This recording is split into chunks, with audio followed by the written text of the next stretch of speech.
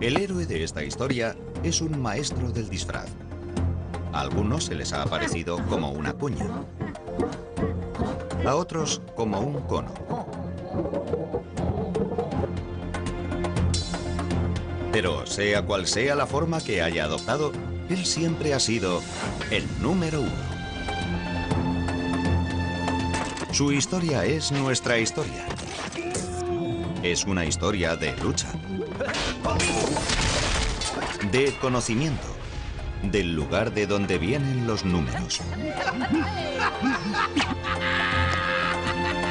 Veremos cómo uno contribuyó a la creación de grandes ciudades y a la construcción de imperios, e inspiró a algunos de los más grandes pensadores de la historia.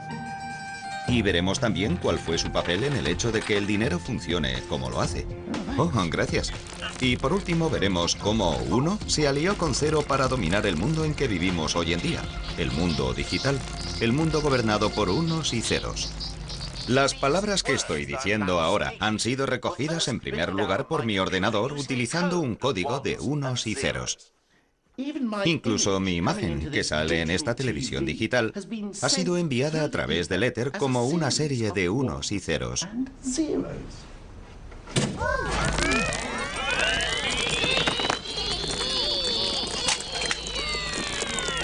Pero, ¿cómo han llegado estos dos dígitos a dominar el mundo? Eso no ha sido siempre así. De hecho, durante la mayor parte de la historia humana, el cero ni siquiera ha existido. Es uno el que ha contado de verdad. La historia del número uno. ¿De dónde venía uno? Bueno, esta historia empieza en los albores de los tiempos. Hace 3.042.059 años, el primer primitivo uno salió reptando de aquel caldo primigenio para vivir en tierra firme.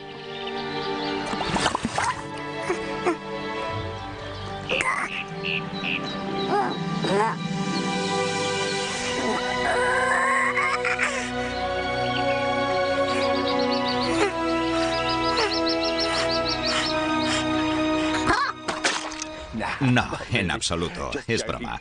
De hecho, los orígenes del uno están envueltos en misterio. Un misterio que solo nuestros más primitivos antepasados podrían resolver.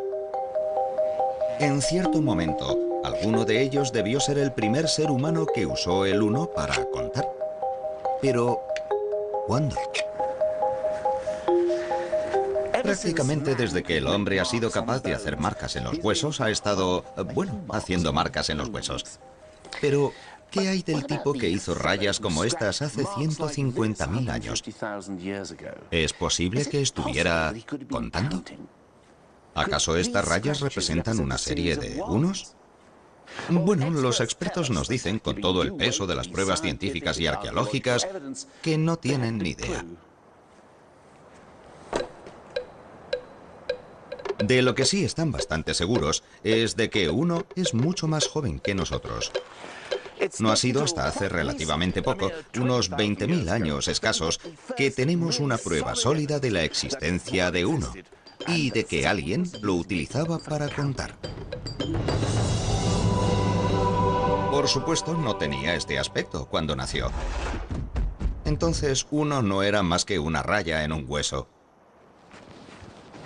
Este hueso es conocido como el hueso de Ishango. Fue hallado hace relativamente poco en el Congo. Y miren, aquí pueden ver las rayas. Sabemos que cada una de ellas representa un uno.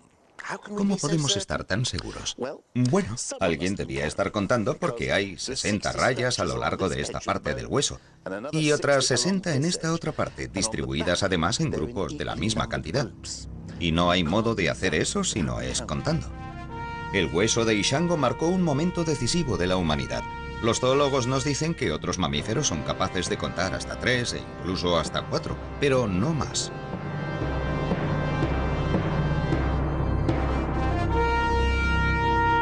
Al convertir el 1 en una raya, Nuestros primeros ancestros podían contar hasta 4, 5 y 6 si realmente eran tipos listos.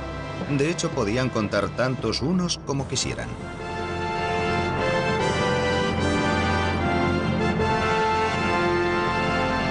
Y eso fue lo que nos dio ventaja sobre leones y tigres. En adelante, contar no tendría límites. Uno había crecido hasta convertirse en un chico grande.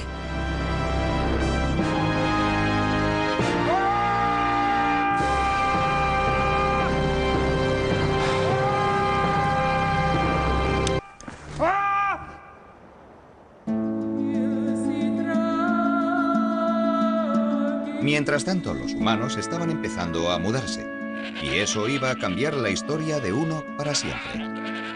Dejaron de vivir en cavernas para construirse sus propias cuevas, las casas.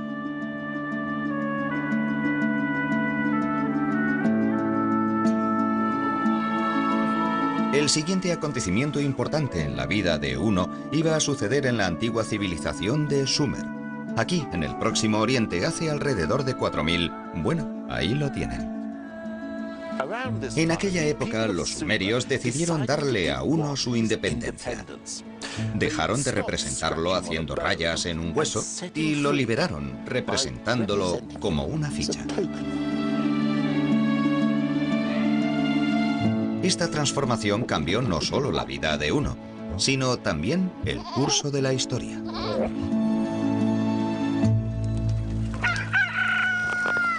La invención de estas fichas permitió a los sumerios hacer cosas que nadie había hecho hasta entonces. Si tú añades muescas a un palo o hueso, puedes hacer solo eso, añadir o sumar. Pero con las fichas puedes también quitar, restar. Supongamos que tienes 6 gallinas y te comes 5. ¿Y qué es lo que tenemos? Una indigestión. No. Ha inventado la aritmética. Aquel fue el mayor avance de Uno. Para averiguarlo, tenemos que ir a un lugar donde no sucedió.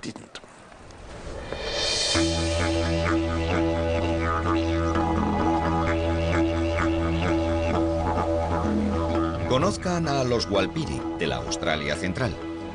Son un pueblo que vive aquí desde hace unos 30.000 años, aunque no hace tanto que los antropólogos descubrieron que no utilizan números. La gente se interesó por los Walpiri porque en nuestra lengua no utilizamos números. Tenemos una palabra para decir uno, pero eso es todo. Hasta recientemente, los Walpiri se las han arreglado sin utilizar números. ¿Cómo lo han podido hacer? Las cosas que hacen ustedes en su mundo se hacen aquí de otra manera. Vean, por ejemplo, al anciano Yapal Jarri, que ha crecido y ha vivido sin usar nunca números.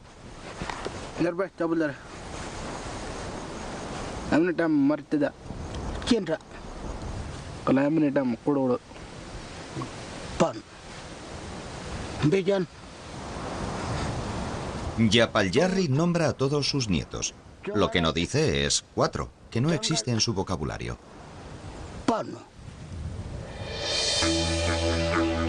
Los más viejos de los Walpiri no hablan de los momentos del día en términos exactos, sino de la posición del sol. Ni siquiera hablan de distancias, pues el mapa de su territorio está hecho no con números, sino con canciones que contienen toda la información que necesitan. Estas canciones de tiempos inmemoriales, profundamente enraizadas en su cultura, constituyen un gran orgullo nacional.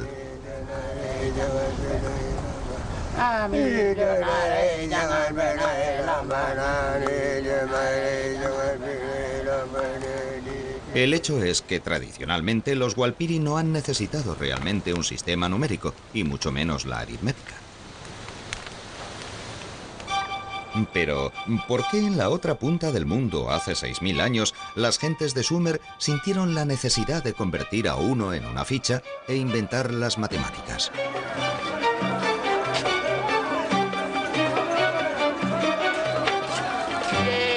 ¿Qué tenía tan diferente la vida en el Próximo Oriente?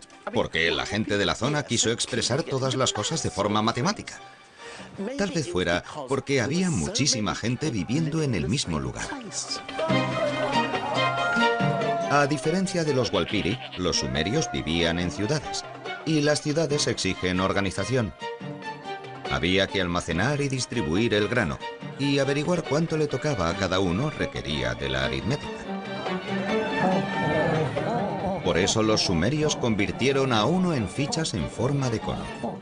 Las fichas hicieron posible la aritmética que hacía falta para conocer la riqueza, calcular beneficios y pérdidas, tal vez lo más importante, recaudar impuestos.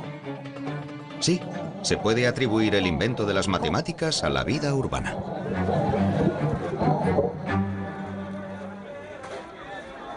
La habilidad de practicar la aritmética no fue lo único que los sumerios necesitaron en su vida urbana. También debían ser capaces de llevar un registro continuo de sus cálculos.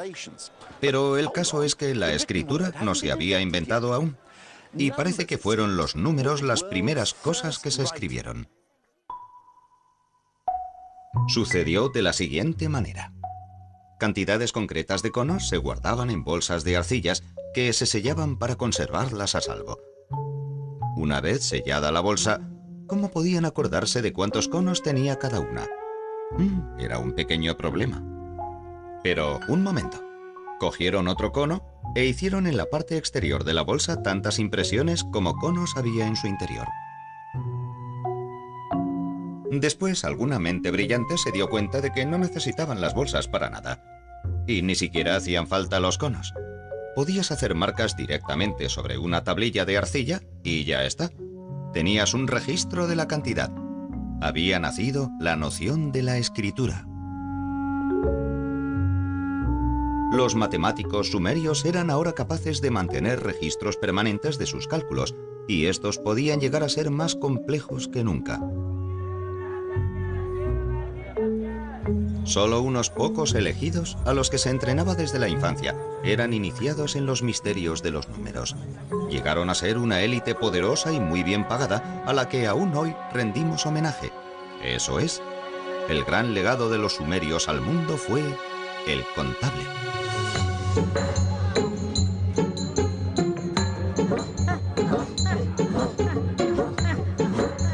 Uno era ahora disciplinado y estaba organizado como nunca lo había estado. Se convirtió en una poderosa herramienta. Podía ser utilizado para construir imperios, que es precisamente lo que le sucedió a Uno en su siguiente reencarnación.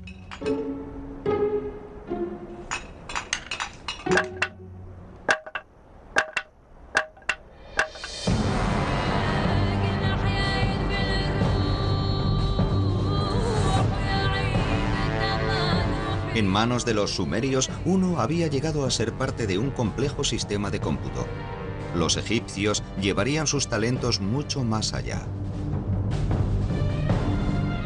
Además de andar muy lentamente, no sonreír y formar en línea, a los egipcios les encantaban las cosas grandes, los grandes edificios, las grandes estatuas y los grandes ejércitos.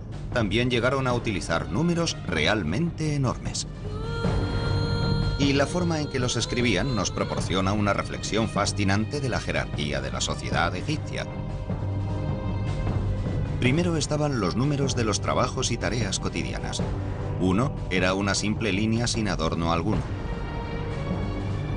10 era una cuerda. Y 100 un rollo de cuerda. Todos humildes números del trabajo diario. Pero a continuación venían los números de los aristócratas, números para impresionar. 1000 se representaba con un loto, que es el símbolo del placer. 10.000 era un dedo autoritario. Y por fin llegaba el número de los faraones, aquel con el que los sumerios ni siquiera llegaron a soñar. 1.000.000, el tipo de número que solamente un faraón podía necesitar para contar a sus prisioneros.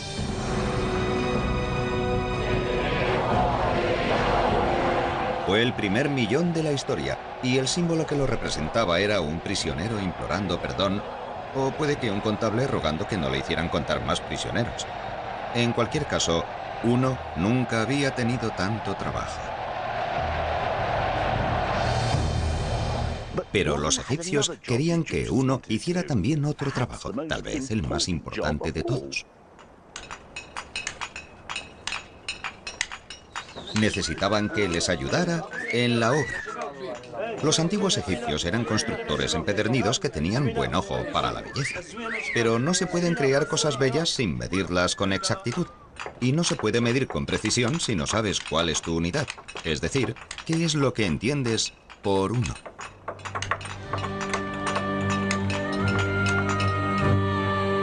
Tratando de resolver este problema, los egipcios harían algo que nadie había hecho antes. Definieron su propia versión de uno. Y la basaron en la longitud del brazo de un hombre contada del codo a la punta de los dedos, más la anchura de la palma.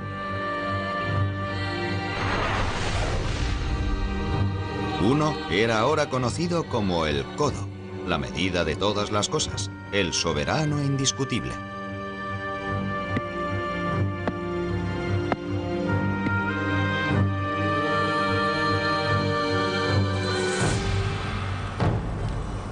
Estos unos oficiales, las barras maestras de un codo, eran tan importantes que se guardaban celosamente en el templo.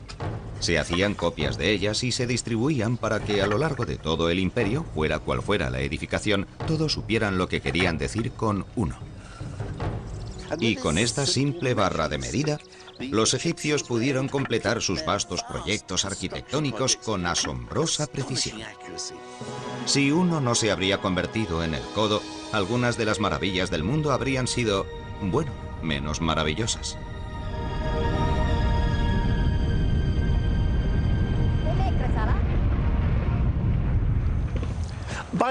Haciendo que uno pasara de contar cosas a medirlas, los antiguos egipcios no solo inauguraron todo un nuevo mundo de trajes a medida y moquetas ajustadas, sino que también hicieron de uno la medida de todas las cosas. Uno se había convertido en soberano, pero su destino iba a ser aún más especial. Se iba a convertir en la esencia del universo.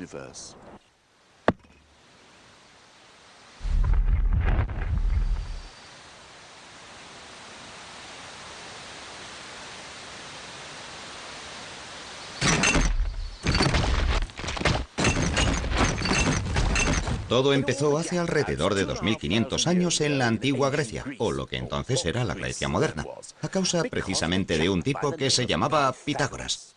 ¿Pitágoras? ¿No tenía una teoría o algo así?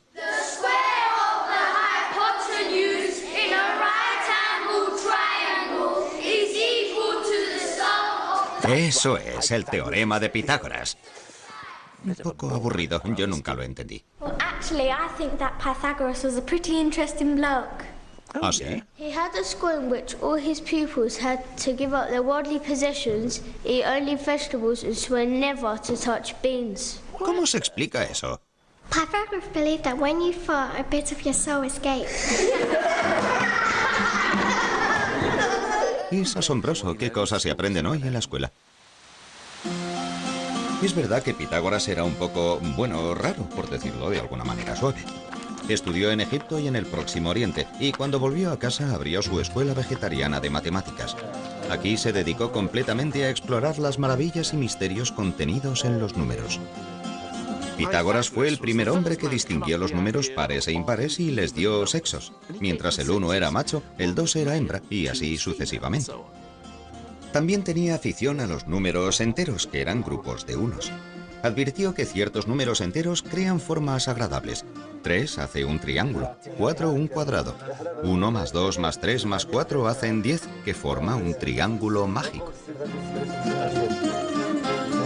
Pitágoras estaba también convencido de que 1 contribuiría al fin a explicar una de las cuestiones filosóficas fundamentales de la época. Los filósofos griegos buscaban incansablemente la primera materia del universo, aquella de la que todo estaba hecho. Un filósofo decía que todo estaba hecho de fuego, otro que de aire, el tercero que de agua. Pitágoras decía que todo estaba hecho de números, incluida la música. Para descubrir lo que Pitágoras quería decir, he venido al Jardín Botánico de Waterperry, en el Oxfordshire. Oh, muchas gracias. Pero ahora necesito un matemático. Oh, yo soy matemático. Oh, mira qué suerte. Pero si quieres saber algo sobre Pitágoras, la música y las matemáticas, vamos a necesitar algunos tiestos de diferentes tamaños. Ay, ay, ay. Oh, perfecto. Pitágoras quería comprender por qué ciertas combinaciones de notas sonaban tan hermosas y armónicas, y vemos que si golpeamos un tiesto, obtenemos una nota, la... Pero si la combina con la nota de este otro tiesto, la... Es una combinación bastante mala. Escuchémoslas juntas. Sí, eso no suena nada bien. Pero si toco este tiesto de aquí, la... Es una combinación hermosa. Vamos a escucharlas a la vez. ¿Pero por qué es una combinación tan hermosa? La respuesta es por la matemática. Los pesos de cada uno de estos tiestos mantienen una relación perfecta de 1 a 2. Y es esa combinación de números enteros la que produce ese sonido tan hermoso en oposición al caso del primer tiesto. Esto es en relación como de 1 a 1,2. No es una relación agradable de números enteros, por lo que se produce un sonido poco armonioso. Lo que Pitágoras dice es que las armonías son combinaciones de números enteros, números que vienen a ser grupos de unos. Pitágoras advirtió que estos números enteros eran la razón por la cual las cosas sonaban de manera tan hermosa, y eso le entusiasmó tanto que pensó que realmente la matemática era la base de todo, que podría explicar la armonía musical y el cosmos, y de ahí acuñó la frase la música de las esferas. ¿Tocamos?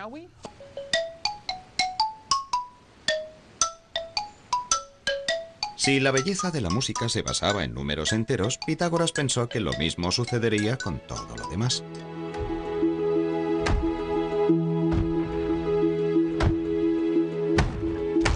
Y como los números enteros son grupos de unos, uno debería ser la materia esencial de la que estaba hecho el universo. El uno nunca había sido tan admirado. Pero en última instancia, todo el sistema de creencias de Pitágoras estaba condenado al fracaso. E irónicamente, fue el triángulo que lo hizo famoso el que probaría su error.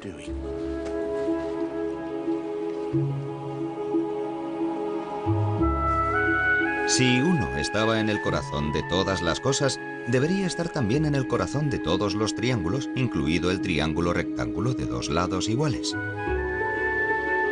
El problema es que no es así. Pitágoras siguió intentando reducir los 3 lados a una cantidad exacta de unidades, pero eso era sencillamente imposible. Cuando uno de sus discípulos trató de hacerle ver este asunto, los demás lo ahogaron. Todo el sistema de creencias de Pitágoras de que el mundo estaba hecho de unidades era falso.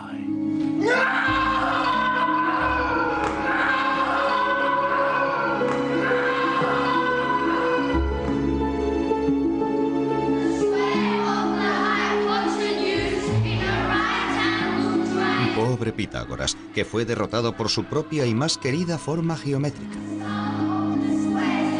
El uno, sin embargo, estaba a punto de embarcarse en una nueva aventura. Solo que antes tendría que hacerse algo menos real. Como todos los humanos anteriores a él, Pitágoras no concebía los números si no representaban cosas reales. Un 1 no era un 1 si no se refería a una silla, o un paso, o un presentador de televisión. Pero los matemáticos que siguieron a Pitágoras rompieron estas restricciones. ¡Eureka! ¡Eureka! Sí, Arquímedes es hoy famoso por haber sido el primer striker de la historia, pero de hecho fue el más grande matemático de la antigüedad. ¡Eureka! ¡Eureka! A Arquímedes le encantaba jugar con los números y llevó a las matemáticas al reino de lo inimaginable porque en esos juegos permitió que los números hicieran cosas imposibles, como calcular cuántos granos de arena harían falta para llenar el universo. Pero por muy tontos que estos juegos nos puedan parecer, con ellos obtuvo a veces resultados prácticos de los que aún hoy en día nos beneficiamos. Por ejemplo, estaba obsesionado con qué pasaría si tomabas una esfera y la convertías en cilindro. ¿Cuál sería la diferencia en el área ocupada? Bueno, a mí personalmente me importa un bledo, pero Arquímedes vivió el día más feliz de su vida cuando consiguió por fin dar con la fórmula. Y aunque era una pura bravuconada matemática, resultó ser a la postre sorprendentemente práctica, porque gracias a Arquímedes, los cartógrafos del futuro pudieron tomar el globo terráqueo y trasladarlo a un plano. Uno no era ya la esencia del universo, pero contribuía a crear la era dorada de las matemáticas teóricas.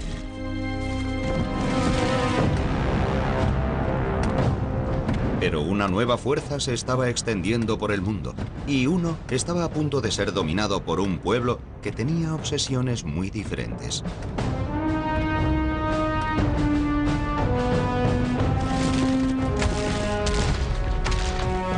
Arquímedes vivía en Siracusa, y cuando los romanos la invadieron en 212 a.C., él estaba en mitad de un cálculo particularmente complicado. De hecho, estaba tan enfrascado en su trabajo que lo único que pudo decir fue: «Le ruego que no me moleste ahora».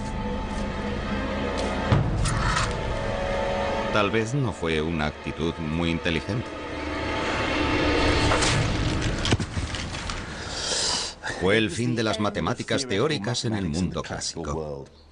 Los romanos no estaban interesados en vagas abstracciones del tipo cómo calcular el peso de todas las cabras que hayan vivido nunca. Estaban más interesados en el poder. Lo quisiera o no, uno era ahora un siervo de Roma.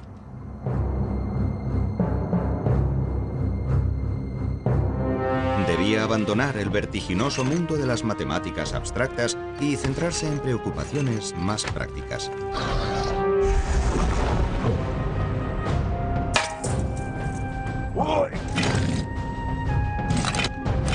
Se convirtió en la columna vertebral del mundo romano, pues los romanos lo usaron para establecer una rígida cuadrícula numérica en su ejército. Había 10 hombres en una sección, y 10 secciones, es decir, 100 hombres, constituían una centuria.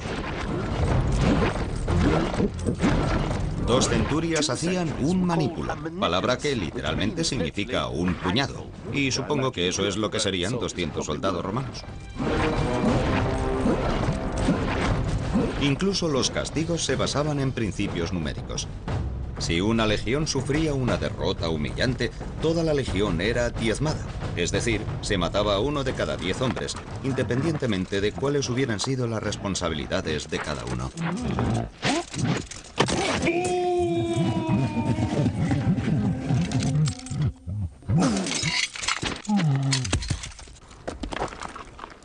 El gran objetivo del mundo romano era mantener las cosas en funcionamiento. Las matemáticas teóricas no iban con ellos. Y, desde luego, no me extraña nada, porque los números romanos no facilitan precisamente las cosas, ¿no? Míralos. No son más que una versión más elaborada de las viejas muescas en los huesos, y la única sofisticación venían a ser nuevos símbolos para los números cada vez menos manejables. V para el 5, X para el 10, C para el 100, hasta llegar al símbolo del millón. Pero esto sigue siendo un simple sistema de cómputo que viene muy bien para grabar inscripciones en las tumbas, pero no resulta muy útil para las complicaciones de las matemáticas teóricas. Por ejemplo, intenten escribir 1000 millones de esa manera. Yo lo he hecho y con los números modernos me ha llevado 8 segundos. En números romanos llevaría unos 16 minutos. No resulta sorprendente, por tanto, que los números romanos no se utilizaron para hacer cálculos. Para ello, había que valerse de una tabla de cómputo, una primitiva versión del ábaco.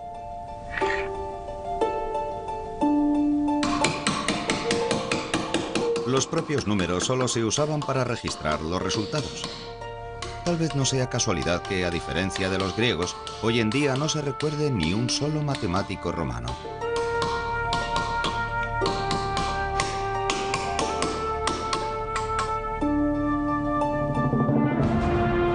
Con la extensión del poder romano, se difundió también su sistema numérico. A lo largo de los siguientes 500 años, toda Europa, de España a Turquía, cayó bajo dominio romano, y sus números siguieron utilizándose incluso después de la caída de su imperio.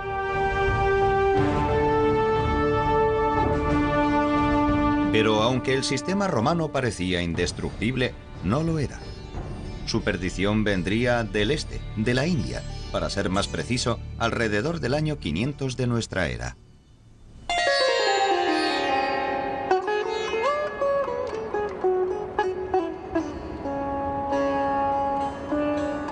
Uno tenía un primo indio que durante un tiempo estuvo viviendo en una atmósfera algo más enrarecida.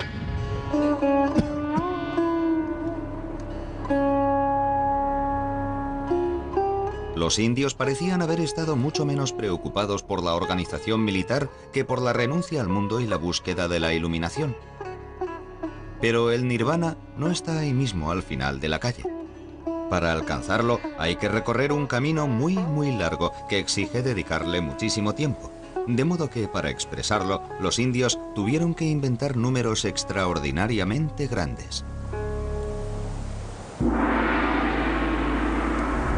Ahí está el rayu, por ejemplo. Un rayu es la distancia que recorrería un dios en 6 meses si avanzara 1 millón de kilómetros en cada uno de sus parpadeos. ¿Y qué tal un palia? Un palia es la cantidad de tiempo que me costaría hacer un gran montón de lana de 10 kilómetros de alto si añadiera una hebra cada siglo. He aquí uno que he hecho un poco antes.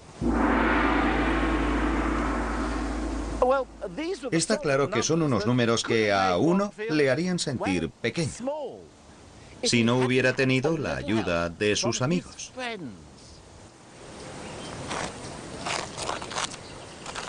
A diferencia de los romanos, los indios maquinaron un sistema que podía arreglárselas con números vastísimos. Desarrollaron un símbolo diferente para cada cifra del 1 al 9. 1, 2, 3. O, para decirlo de una vez, los números arábigos.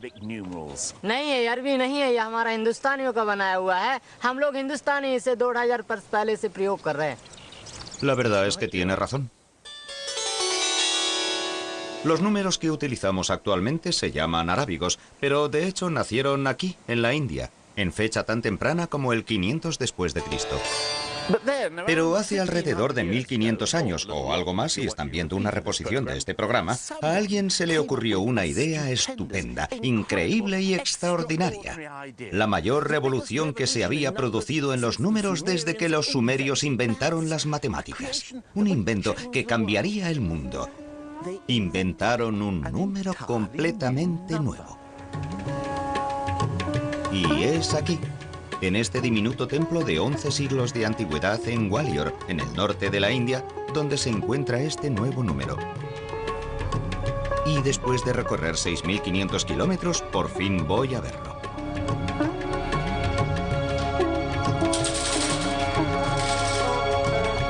Oye, Nick. Está cerrado.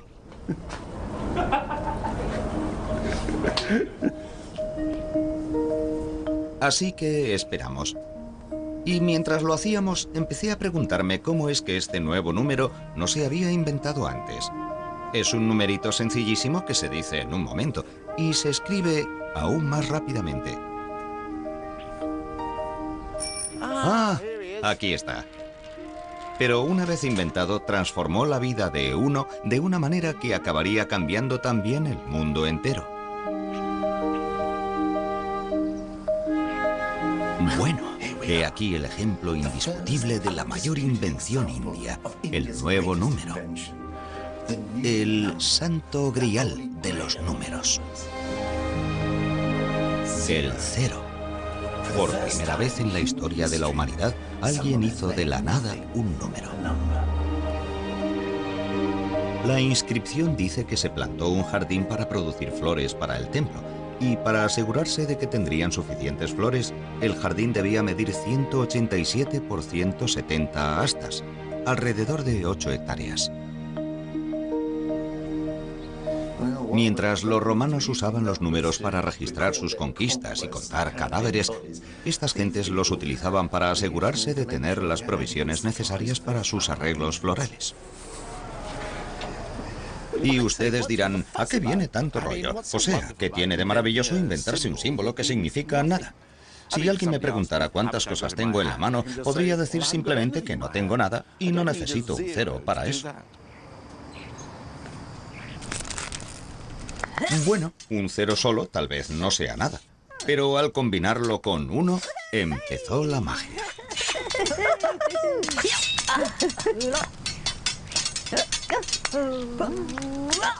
Y cuando a ellos se unió el resto de la tropa, los resultados fueron espectaculares. Con solo 10 dígitos, los indios podían hacer números infinitamente grandes e infinitamente pequeños. Los romanos no podían hacer esto. Uno había encontrado en Cero a su compañero ideal, y este fue un emparejamiento que habría de cambiar el mundo. Con la ayuda del resto del equipo, permitieron a la ciencia india avanzar extraordinariamente. Los astrónomos indios, por ejemplo, llevaban siglos de ventaja a los del mundo cristiano.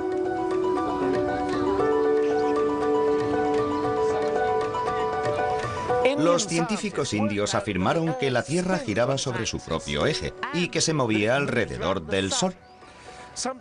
Algo que en Europa Copérnico no averiguaría hasta 1000 años más tarde. Los científicos indios también calcularon el diámetro del globo terráqueo y se equivocaron en menos de un 1% del que realmente es. Todo eso fue posible gracias a la participación de 1, 0 y el resto de la tropa de números. Fueron una gran sensación y su fama se extendió rápidamente por toda la Tierra. Antes o después se iba a producir un conflicto con los números romanos. Pero por ahora, 1, 0 y sus amigos se abrieron camino a través de los desiertos de Arabia para conquistar una de las sociedades más sofisticadas de la época en lo que hoy es Irak.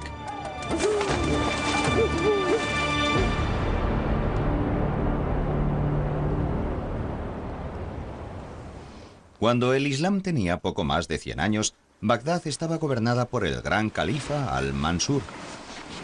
El califa quería que su pueblo viviera de acuerdo con el Corán, para lo que instituyó tribunales y jueces que aplicaran la ley del profeta.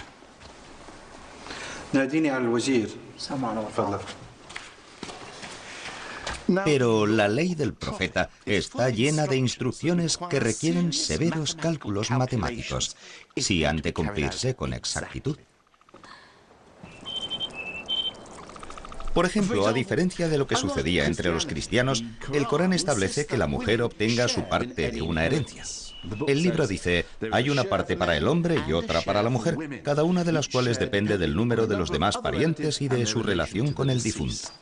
Hacer todos esos cálculos requería la utilización de fracciones y ratios, pero los árabes de la época contaban aún con los dedos.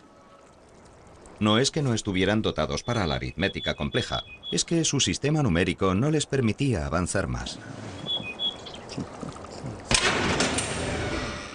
Pero un día llegó a la corte un embajador de la India. Debía aparecer ante el gran califa con algún tipo de presente, pero el califa era un hombre de riquezas infinitas. Resultaba difícil saber qué regalarle. Vaya que una camiseta que dijera "Adoro la India" no habría servido. El embajador, sin embargo, había sopesado largo y tendido el asunto y decidió presentar al califa unos de los mayores obsequios que se le podían haber ocurrido: los números.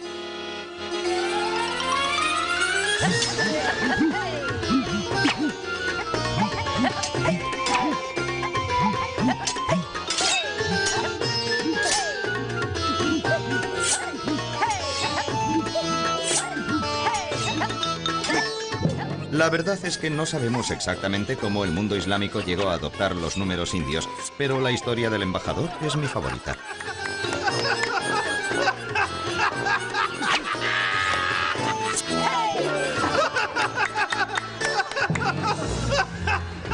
Lo que sí sabemos es que los eruditos musulmanes quedaron prendados por 1, 0 y el resto de la tropa.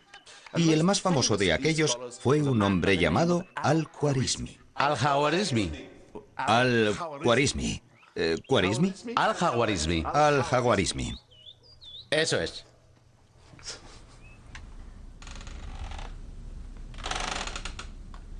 Al-Khwarizmi y sus colegas enseñaron a estos números un montón de trucos completamente nuevos.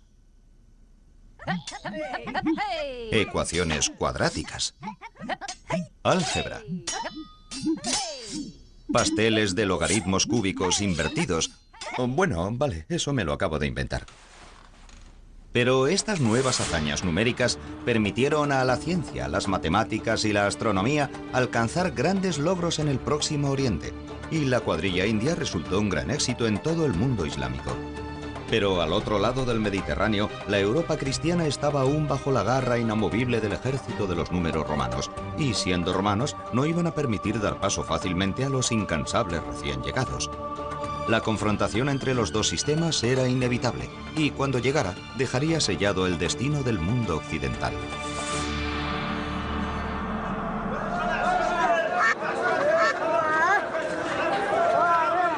El principio del fin de los números romanos empezó en las costas del norte de África.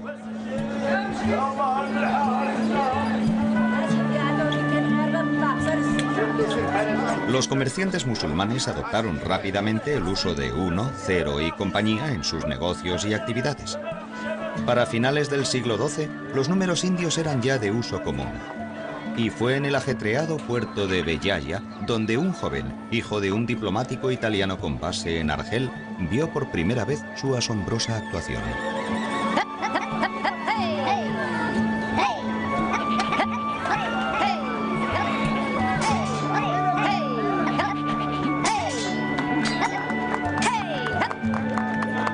Cuando llegué a introducirme en el arte de los 9 símbolos de los indios, su conocimiento me satisfizo más que cualquier otra cosa en el mundo, y llegué a comprenderlo bien.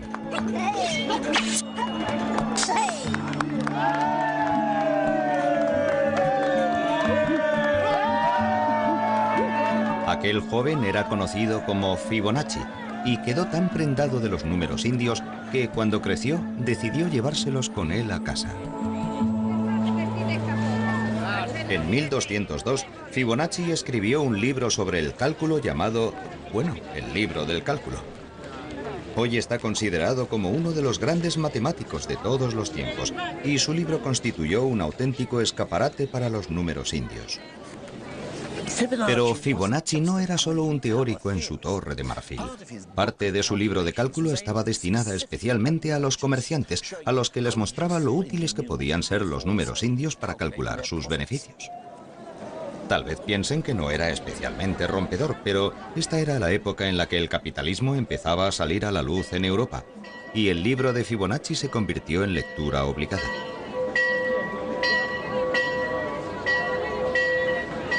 Por desgracia, la gente corriente se encontraba cómoda con los viejos números. Al fin y al cabo, habían vivido con ellos durante los últimos 1000 años. Los viejos números romanos no iban a ponérselo fácil a los recién llegados.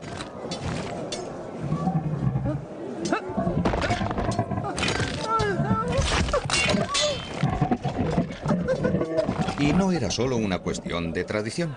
El cliente o comprador medio tenía algunas buenas razones para preferir el sistema antiguo. Por ejemplo, muchas ciudades italianas tenían su propia moneda en la Edad Media, de modo que cada vez que me encontraba en una nueva ciudad o en un nuevo plató con sus extras convenientemente disfrazados, como es el caso, tenía que acudir al banco o banca del cambista. Una banca era una mesa de contable, poco más que un ábaco con fichas en vez de avalorios. Los hombres que operaban con ellos, los banqueros, debían prestar un juramento de no engañar a sus clientes. Y si los magistrados descubrían que alguno engañaba a los clientes, venían y le rompían la banca en la que trabajaba, de donde procede la expresión bancarrota, que aún usamos hoy en día. Hola, ¿cuánto me da por esto? En este momento está contando. Es tranquilizador comprobar que está utilizando números familiares, que son, por supuesto, los números romanos. Y está usando este ábaco, de modo que al menos veo lo que está haciendo. Eso es lo que voy a recibir, ¿no? Muy bien, muchas gracias. Ha sido un placer hacer negocios con usted. Pero, ¿qué pasaría si fuera donde uno de esos chicos listos que usan los nuevos números indios? Hola, ¿cuánto me va a dar por esto?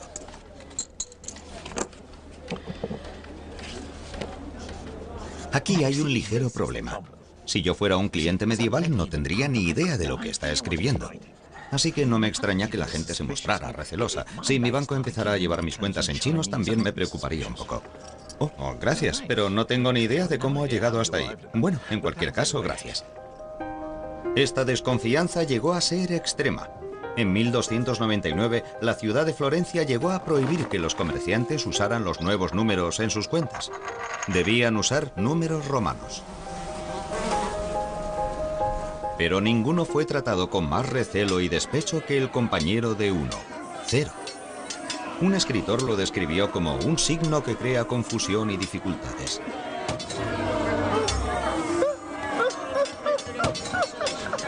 A 0 se le llamó cifra, y se le consideraba tan sospechoso que esta palabra acabó definiendo el modo de hacer códigos secretos, de donde viene cifrar y descifrar. Pero el viejo sistema tenía los días contados, y supongo que puede culparse de ello a la secular codicia humana. Los tradicionalistas que se aferraban al ábaco y a los números romanos nunca habían tenido que calcular intereses sobre préstamos, porque la Iglesia Católica decía que cargar interés sobre el préstamo era pecado. Se llamaba usura. Pero cuando llegó la Reforma, las iglesias protestantes se mostraron más comprensivas con los negocios, y las antiguas objeciones cristianas contra el capitalismo parecieron desaparecer. De modo que en este nuevo ambiente de préstamo e interés, ¿cuál de los dos sistemas se revelaría como más eficaz?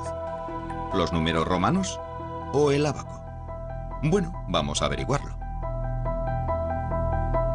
A mi derecha, un matemático de primera clase.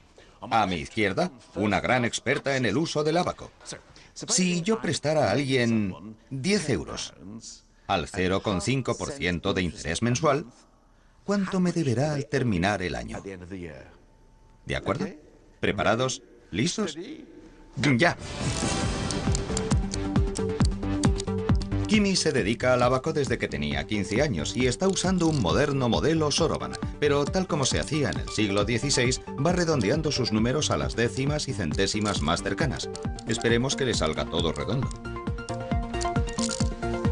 Marcus utiliza lápiz y papel y trabaja sobre una cuadrícula de decimales. Vive en el norte de Londres con su encantadora esposa Shani y 3 hijos adorables. No es grande, pero es inteligente. Ah, parece que Kimi tiene una respuesta. Sí. ¿Cuál es tu respuesta?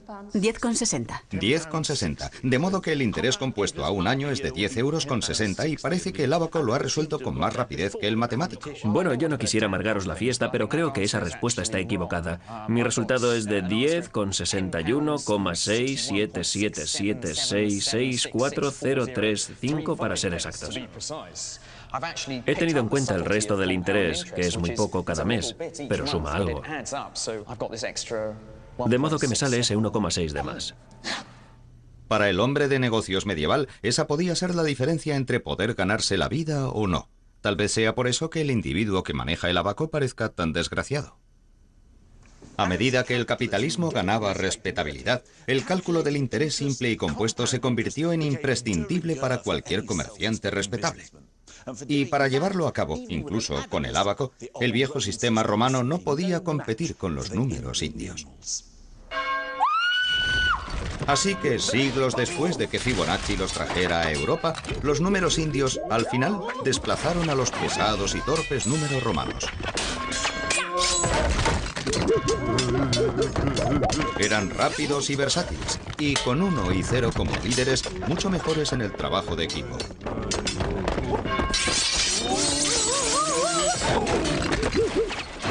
Cuando llegó el final, resultó pan comido.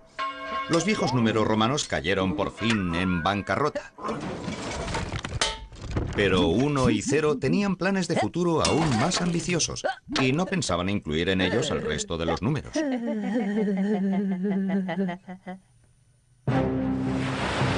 Mientras tanto, la tropa completa de los números indios había conquistado el mundo occidental. Con ellos, los navegantes europeos hallaron más fácil calcular la latitud en la que se encontraban y así atreverse a cruzar el gran océano lejos de la vista de la Tierra. Así es como tropezaron con América. Y los nuevos números se convirtieron en el vocabulario de la banca moderna tal y como lo conocemos hoy. Pero aún había mucho espacio para el viejo problema de el error humano. ¡Socorro, socorro! ¡Socorro, socorro, socorro! ¡Qué desgracia! ¡Dios mío! ¡Socorro, qué desgracia! Colón pensaba que había llegado a Japón cuando de hecho había llegado a las Indias Occidentales tras recorrer la mitad del mundo. Había cometido un error que es cosa de humanos, pero había un hombre empeñado en conseguir que dejaran de producirse. Sucedió alrededor de 1600... Bueno, no sé ni por qué me molesto.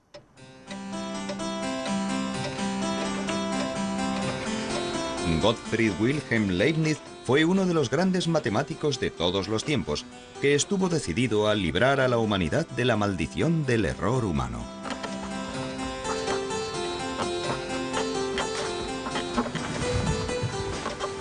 Tratando de hacerlo, Leibniz inventó algo que aún hoy sigue afectándonos en nuestras vidas cotidianas. Y lo que es más, es un invento que daría a nuestro viejo amigo Uno la oportunidad de gobernar el mundo. Leibniz estaba convencido de que podía erradicar el error inventando una máquina de calcular mecánica, y de hecho construyó una, utilizando todos los números del 0 al 9. Pero después tuvo una idea mejor, inspirada por su filosofía. Es verdad que, mientras el completo vacío y la jungla sombría pertenecen a Cero, él es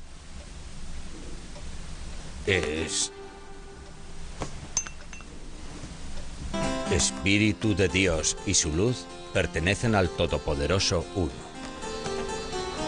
En otras palabras, y parafraseando a Leibniz muy libremente, el universo es una especie de queso de Gruyère, cosa que algunos habíamos sospechado durante años. En él, los agujeros son tan importantes como el propio queso, de modo que para construir el mundo necesitamos tanto algo, el viejo número 1, como montones de nada, que es donde el 0 entra en acción. Leibniz estaba convencido de que 1 y 0 eran los únicos miembros del equipo realmente necesarios. Afirmaba que con estos dos números podría hacer realidad cualquier sueño matemático, y lo que es más, eliminar el error humano. Se libró del resto de los números y desarrolló un sistema que usaba solo unos y ceros, el llamado sistema binario. Pero un minuto, ¿cómo se pueden expresar todos los números solamente con el 1 y el 0? Creo que es hora de que consulte a alguien que sabe de qué hablamos. Marcos, necesito entender el sistema binario. ¿Binario? Bien, déjame mostrarte un número en sistema binario. De acuerdo. He aquí el número 9 escrito en sistema binario. Se usan solo unos y ceros, y se escribe cualquier número. Solamente con unos ceros. Esto es 9 en binario. Bueno, a mí me parece que es 1001. Eso es porque estás obsesionado con tus 10 dedos y quieres contar las cosas de 10 en 10. En el sistema decimal tienes en cuenta cuántos unos hay en la primera columna, cuántos dieces en la segunda, cuántos cientos y cuántos miles. Pero en el sistema binario las cosas funcionan de otro modo. En él hay que fijarse en cuántos unos, cuántos doses, cuántos cuatros y cuántos ochos hay en cada columna. Aquí tenemos un huevo. Debemos representar este número utilizando solo unos y ceros. Sí. Bien, entonces solo podemos poner un huevo o no ponerlo. Hay un huevo en el 1. Un huevo representa a 1. Ahora déjame enseñarte cómo es 9 en binario. Aquí un lote de 8. Tengo un huevo en la cuarta columna. Un 1. Sí, un lote de 8 en la cuarta columna. Y 9 es 8 más 1. De modo que necesito otro 1 en la columna de los unos. Así que en sistema binario, 9 es un 8. Ningún 4, ningún 2 y un 1. Asombroso. Pero, ¿qué pasa con los demás números? Bueno, después de unas 3 horas de clase, llegué a comprender que era posible expresar todos los números utilizando solo unos y no unos. Incluso llegué a convencerme de que no hacía falta usar huevos para hacerlo.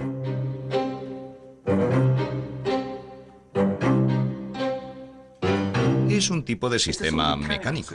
Es muy mecánico el sistema de añadir unos y ceros y por eso es perfecto para una máquina, porque a la máquina no le importa lo largo que pueda llegar a ser el número. Puede arreglárselas con números larguísimos, mientras que nosotros no podemos hacerlo.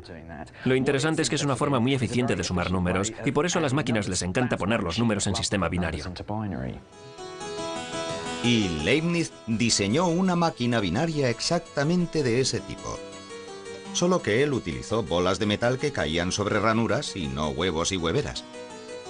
En adelante, los errores serían cosa del pasado. Parecía que la era digital podía empezar ya a conquistar el mundo. Desgraciadamente, nunca la construyó.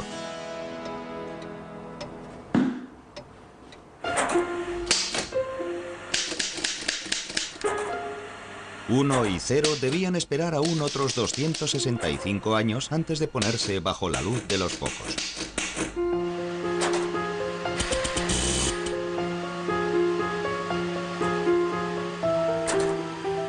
He aquí Colossus, el primer ordenador de funcionamiento binario del mundo. Es el sueño de Leibniz hecho realidad. Pero en vez de dejar caer bolas metálicas en ranuras, Colossus es una máquina electrónica.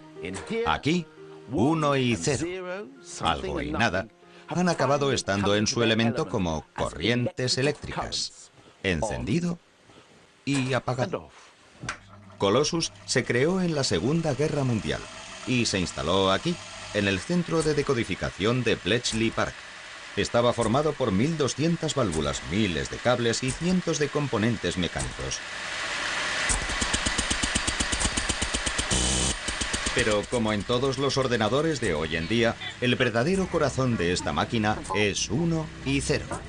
En su forma eléctrica binaria, 1 y 0 llevaron a cabo millones de cálculos rapidísimos que pudieron descifrar los códigos del enemigo antes incluso de que los alemanes afilaran sus lápices.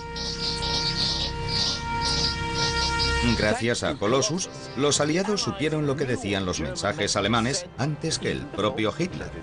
Y puede que este extraordinario invento contribuyera a acortar la guerra en más de 2 años. La tecnología que nació aquí, en Bletchley, ha cambiado nuestro mundo para siempre. ¿Recuerdan todas aquellas razones por las que hacía falta utilizar y comprender los números? Realizar cálculos astronómicos, hacer mediciones, dividir correctamente las propiedades. Los ordenadores pueden hacerlas todas. Sacar porcentajes, calcular los cambios de moneda y el interés compuesto. Todos esos cálculos que preocuparon y a veces dejaron perplejos a los grandes pensadores de la antigüedad pueden dejarse ahora en manos de los ordenadores. Podemos vivir en nuestra bendita ignorancia sin saber siquiera si el resultado es correcto o incorrecto. ¿Y eso tiene que ser bueno? ¿No?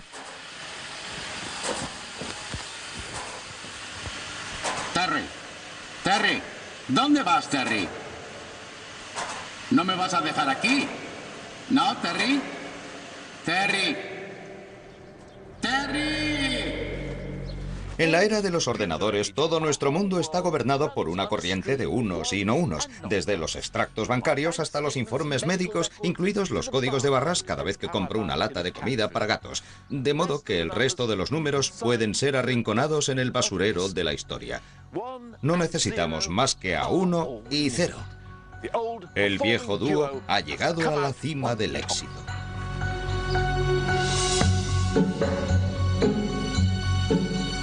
Esperamos poder controlar a estos pequeñajos.